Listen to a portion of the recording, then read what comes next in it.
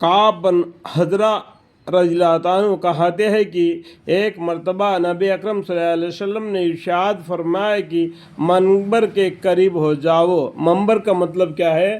مسجد میں کیا 3 سیڑھیاں بنائی دی جاتی ہیں جس میں پر بیٹھ کر امام صاحب جمعے کے دن خطبہ پڑھتے ہیں اور بیان بھی کرتے ہیں، اور بھی جو باتیں بتلانا ہے دین کی تو منبر پر بیٹھ کر بتلاتے ہیں۔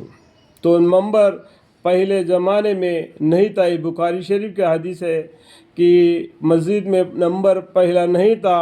پیغمبر صلی اللہ علیہ وسلم نے جو پیڑ ہے اس کو پیڑ کو پیٹ لگا کر خطبہ سناتے تھے۔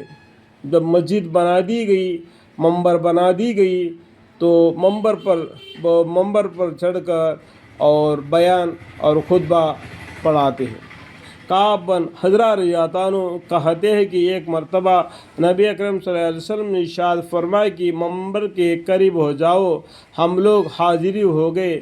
جب حضور اقدس صلی اللہ علیہ وسلم نے منبر کے پہلے درجہ پر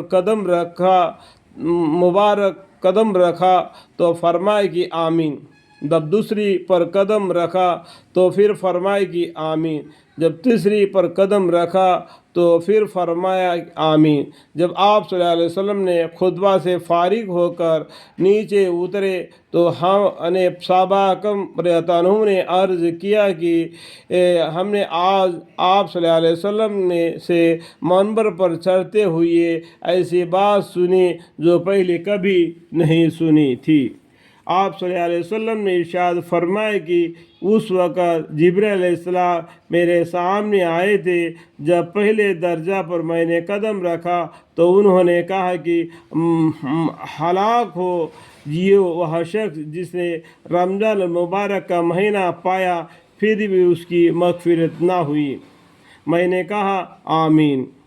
پھر جب دوسری سیڑھی پر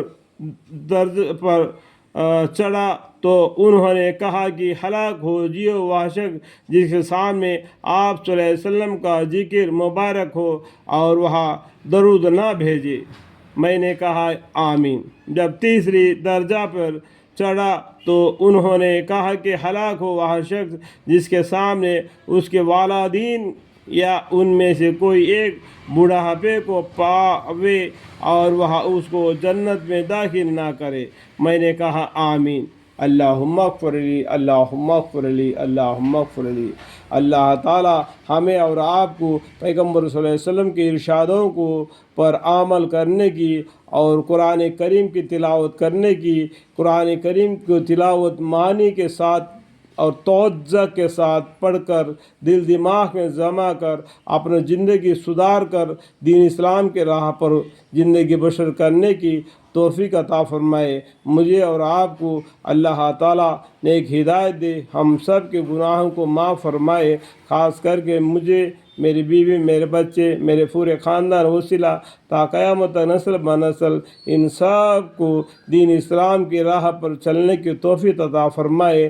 اللہ کی رحمت، ان کے فضل و کرم سے ہم دنیا میں دین کے طرف چلے اور دین کے ساتھ ہی، ایمان کے ساتھ ہی، کلمہ طیب کے ساتھ ہی ہماری موت عطا فرمائے۔ آمین ثم آمین والحمد للہ رب العالمین۔